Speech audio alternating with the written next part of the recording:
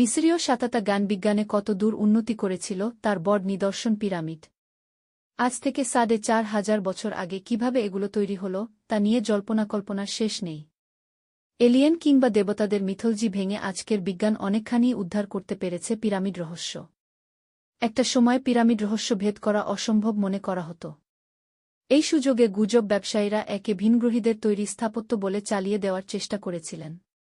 Swiss লেখক Eric von দানিকেনের মতো কিছু মানুষ পিরামিডের সঙ্গে এলিয়েনের মিথ জড়িয়ে লিখেছেন অজস্র বই। সেসব বই দেদার বিকিয়েছে বিশ্ববাজারে, কোটি কোটি ডলার ঘরে তুলেছেন লেখক আর তাদের প্রকাশকেরা। কিন্তু দিন বদলেছে, প্রযুক্তি আর গবেষণার সুবর্ণ সময়ে মানুষ ভাঙতে পেরেছে পিরামিড রহস্যের আগল।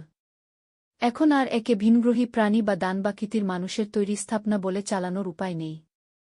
পিরামিড তৈরির জন্য প্রাচীন মিসরীয়দের বৈজ্ঞানিক জ্ঞান, কারিগরি দক্ষতার জয়গান করছে আধুনিক বিজ্ঞান। অনেকখানি উদ্ঘাটিত হয়েছে কিভাবে তৈরি হয়েছিল এসব অক্ষয় কীর্তি।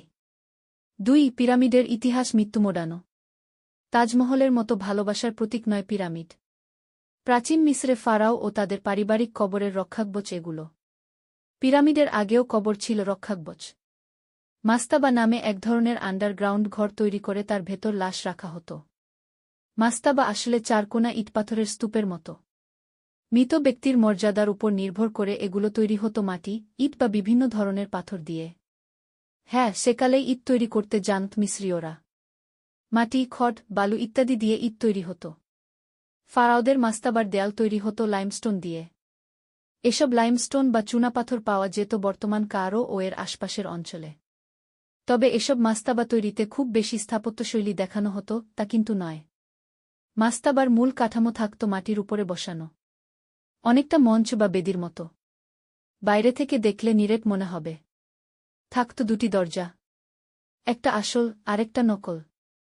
এসব দরজা দিয়ে ঢুকলে আপনি গিয়ে পড়বেন চারকোনা সরু টানেলের ভেতর। এই টানেলের ভেতর নামলে আর দেখতে হবে না।